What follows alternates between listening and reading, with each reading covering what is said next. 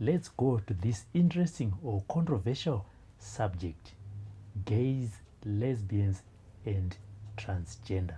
Is it biological? Is it a mental case?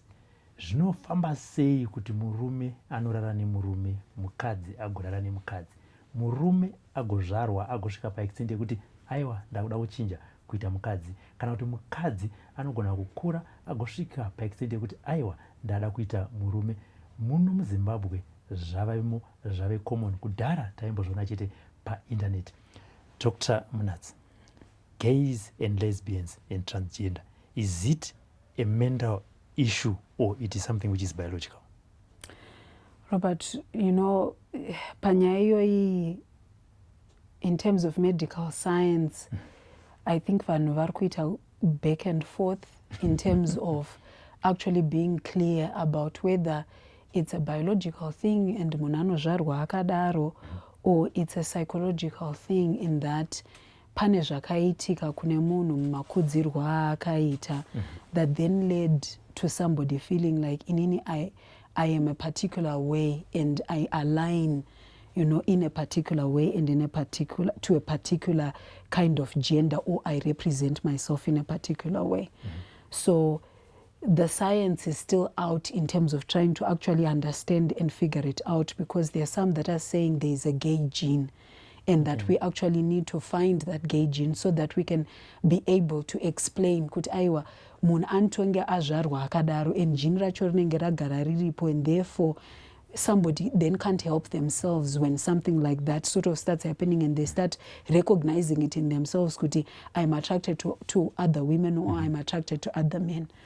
But there are others that are also then saying kuti if people then find that this gene is actually there, then does that mean that people want to kill this gene before it's even out there so that they try and eliminate this way of expressing? And then there are others who would then say there has been experiences where somebody has not had a good relationship either with the opposite sex. So I haven't had a good relationship with my father, and I have aligned with women and I have understood women and I thought women are more attractive, or vice versa. I've not had a good relationship with my father, and then I am looking for that fulfillment in terms of that relationship with another man so that I can have that fulfillment. And then there are also some cases where there are issues of sexual abuse, where either somebody has been abused in childhood and they are sexually awakened and their first sexual encounter is either with a man or their first sexual encounter is with a woman. And then those feelings have grown from that point. So it's quite difficult to actually separate and to make my distinctions to say what is what, which is what I think makes this very controversial. And kudara, the way that the world was, you know, people used to say, and in terms of even our classifications as doctors, we used to say that it was a mental health condition. But now it has been removed from our classification as mental health conditions, because there are some societies now that are doing more research on it, that are trying to find out more about it and trying to then to decriminalize it, to say this is, a way that somebody is and they cannot then change themselves. So I can't really give a definite answer because, like I say, within the science of it, it's not clear about what has happened and what actually leads to it, because people have got very different stories. And sometimes you do work with people that are gay, that are lesbians and the transgenders, the bisexuals. You work with them and they're also sometimes quite confused themselves, because they have to actually also figure it out to say, when did this start? How did it start? When did I start noticing that I was different, and those feelings of being different? And also because of society and community, it's very difficult to also then come out, to also say it, and to also then accept themselves, and to also then share with other people, because the world still is not quite clear about what is actually happening and where it's coming from and how to speak about it and how to fully define it. So I would say it's still something that you know, a lot of work needs to be done in terms of research and understanding it, understanding the biology, understanding the psychology, understanding a lot of dynamics around it for us to really speak with definite, you know, certainty to say this is where this has come from, because there are many different sort of etiologies for many different people. As you've said, that to a certain level, they become also confused. Yeah. Kuti ndiri mburi ani chaiyo. How can gays and lesbians be assisted in terms of counseling? Because kuti ubude pachena kana kuti udze amai vako kuti inini ndiri kunzwa kuti it's very difficult. To a certain extent, it leads to suicide. Can they be assisted in terms of counseling? Kugara naye pasi in your sector. Yes. Not kwatiri isusu because akatudza pamwe isusu ratoza kuti aiwe but kwamuri mimi, so that one might be watching right now and say no, I think there is my answer, I should go and get help there. Okay. Yes, definitely, Robert, they can be helped, because within our profession, Isusu, we work with many different people with many different challenges. And mashandiro edu atinoita ndeyekuti zvese zvatinotaura is confidential. Okay. Which means kuti tinochengetedza tsindidzo. Kunyangwe zvinhu zviya zvinenge zvichitaurwa, munhu akazvifunga ari ega anofunga kuti izvi hazvingatauriki. Asi isusu izvozvo zvisingatauriki zvinonzi handina wekukurukura naye, kana kuti vanhu vakazvinzwa vangavhunduka kana kuti vanotadza kundigamuchira. Ndo zvatinotoshanda nazvo. And pakuzvikurukura tinenge tichida kubatsira munhu kuti anzwisise kuti iye ari papi. Nokuti kazhinji kacho mibvunzo iyoyo yekuti ndiri papi iri quite normal and iri very common. Pazvakatangira uye kuzvinzwisisa zvinhu zvakatokosha, so that nyango paunozotaurira nyango veukama hwako, iwe pachezvako you are sure and you are convinced kuti ndo zviripo. And uye ini ndinozvigamuchira nokuti ndakatotorawo nguva kuzvifunga, kuzvinzwisisa uye kuverengawo nezvazvo nekuda kuedza kunzwawo maexperience evamwe kuti zvakafamba sei. So sometimes kuva newo kukurukura naye zvakakosha. And isusu we are very open to talking about it without judging, without being shocked or thinking my way izvi hazviexist kana kuti hazvinzwiki, nokuti ndo basa redu and isusu ndo ratakadzidzira. Zvakare, Robert, I think before we've spoken about an application that we've developed inonzi Positive Connections. Right now, this application is in Google Play Store. It's a mental health tool that we've created for certain conditions like this. Things like HIV, where people have got a lot of mental health challenges and they struggle to accept themselves because they're HIV positive.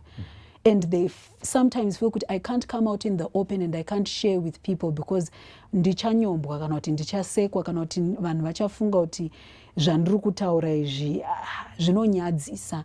Saka vanhu vanongofira mukati kana kuti vachingodyika vari vega.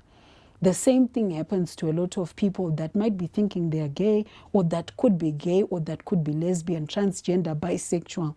They feel they don't have anybody to talk to, and they also feel ashamed maybe kubuda vouya panze tototaura nemunhu ndakatarisana naye face to face ndichitomudza kuti ndo zviri kuitika kwandiri. But this application is now available for Zimbabweans to actually get mental health support for free, just by simply downloading the application, joining and logging in. And if you join and log in, we don't even expect you to give us your name and your full details. You can give us a pseudonym or a nickname that can help us to, work with you in privacy without you actually meeting us face to face. So you can actually get counseling from the privacy of your home, without you seeing anybody face to face, without them knowing your identity, and ask those deep questions, those hard questions, those things that zvinonyadzisa kana kuti hazvitauriki, and actually have somebody who's trained to support in those kind of issues, to talk to deal with whatever challenges tichitobatsirika tiri kwatiri. Probably you've answered my next question as we conclude. for parents, you are in such a situation where your child, you know, have exhibited symptoms, gay or lesbian, and know it's very difficult as a parent to accept that. What kind of process should a parent go to eventually accept kuti mwana wangu ndo zvaari, so that even pamwe zvakatanga neparent as it goes out to the community to a certain level vanogona kuunderstanda kuti mwana uyu ndo zvaari. Okay, saka you are very right Robert, kuti nokuda kwokuti society, community, mafungiro, maonero edu akasiyana, zvinonetsa kuti vabereki vagamuchire, uye vagamuchire chinhu chavasiri kunzwisisa uye chinhu chavanga vasiri kutarisira pamwana wavo. Chinototanga kuitika ndechekuti vabereki vanovhunduka. Zvimwe chete zvakangofanana nezvimwe zvinhu zvese zvakatanga tichitaura, where mental health, anxiety, depression, substance abuse, mwana akurumidza kuita zvebonde, handiti vabereki vanovhunduka. Mukuvhunduka ikoko mune kupopota, mune kutsamwa, mune kurovana, mune kutukana, handiti zvoita kuti mwana azvipete, azviunganidze, aregere kutaura kana kunyanyobuda pachena, zvikuru sei maringe nezvinenge zvichimunetsa, nokuti iye pamwewo maari zvinenge zvichitomunetsawo, zvinenge zvichitomushungurudzawo kuti handisi kunyatsonzwisisa chii chiri kuitika kwandiri, ndiri kufarira vasikana, ndiri kufarira vakomana, asi hazvisiri izvo zvinotarisirwa.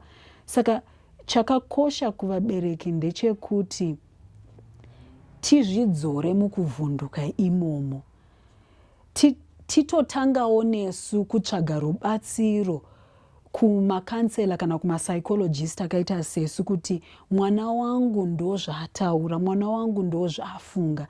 Nokuti dzimwe nguva tinozotaura kana kuita zvinhu zvinoita kuti mwana anzwe kunge iye haadiki kana kuti haagamuchiriki kana kuti zvaaita kana kuti zvaari kufunga hazvisi zvinhu zviri right kana kuti zviri normal.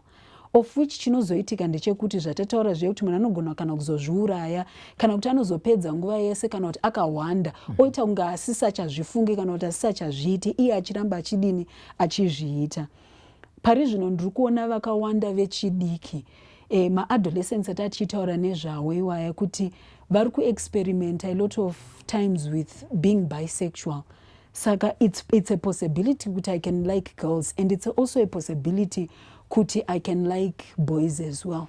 But chiri kuitika ndechekuti kana mubereki akazviziva, akavhunduka, akarova mwana, akapopota, akataura zvakawanda-wanda, dzimwe nguva tinosimbaradza chinhu changa chisina kumbosimba. When munhu anga ari muexperimental phase, anga achida kunyatsonzwisisa and actually explore. Nokuti adolescence tinoiti time of storm and stress. And isusu tinoti adolescence actually gets up to 25 years of age. That's when brains dzemunhu padzinonyatsoseta and they get to full maturity. So if we are in this age imwe yesei, munhu anokwanisa kutaurika naye, munhu anokwanisa kubatsirika kuti aexplore iye ega pache zvake kuti chandiri kunyatsonzwa chaicho ndechipi, zvandiri kunyatsofunga ndezvipi, zviri kundiita kuti ndinzwe kuti maybe ndiri kunyatsofarira vakomana zvii, zviri kundiita kuti ndinyatsonzwa kuti ndiri kufarira vasikana zvii, pandiri chaipo pandimire ndepapi. Saka tikakurumidza kupinda, tikakurumidza kuvhara nyaya yacho, tikati zvazvitaurwi, izvazvinzwi, munhu anongoti ho, obva angoramba ane havi iyaya isina kufungwa, isina kunyatsotariswa kana kukwenenzverwa kuti tinyatsonzwisisa kuti chii chiri kuitika. Zvozongopera zvakadaro tisina kunyatsoziva kuti chii chiri kuitika.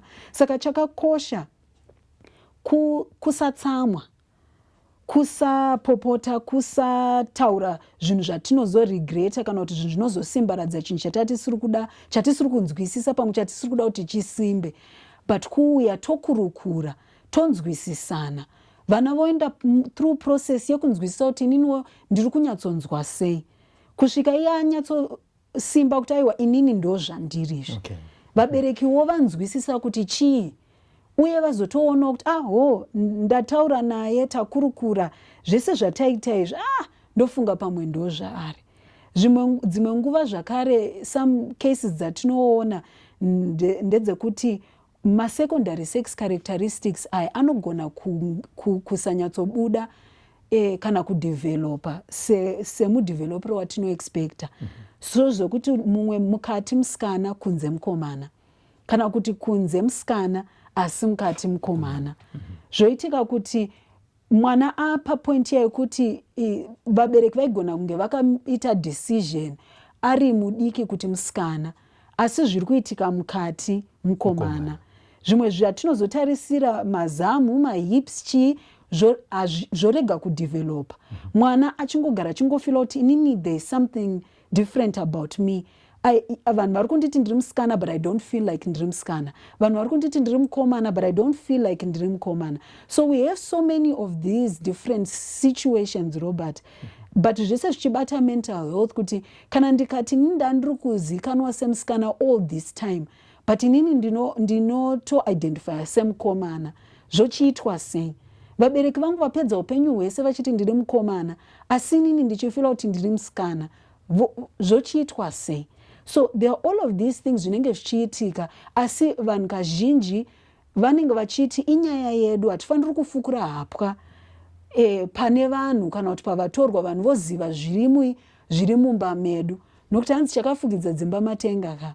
Asi true kuti dzimwe nguva tinotadza kuenderera mberi noupenyu kana kuti kupora kana kugadzirisa zvinhu zvinenge zvichitishungurudza zvichitinetsa, nokuti hatisi kutaura nana mazvikokota vepfungwa vanogona kutibatsira munyaya idzi kuti zvinhu zvigadzirike zviite zvakanaka. Doctor, there might be 1 or 2 people that are watching right now besides visiting Positive Connection and app. Vanoda face to face, hanzi one on one kana vakutaura mazana. Dr. Mnatsi vanowanikwa kupi? Okay. Dr. Mnatsi vanowanikwa panumber 18 Cleveland Road kuMilton Park. Saka mukauya ipapo Cleveland Road ndo road yakatarisana nePrince Edward School.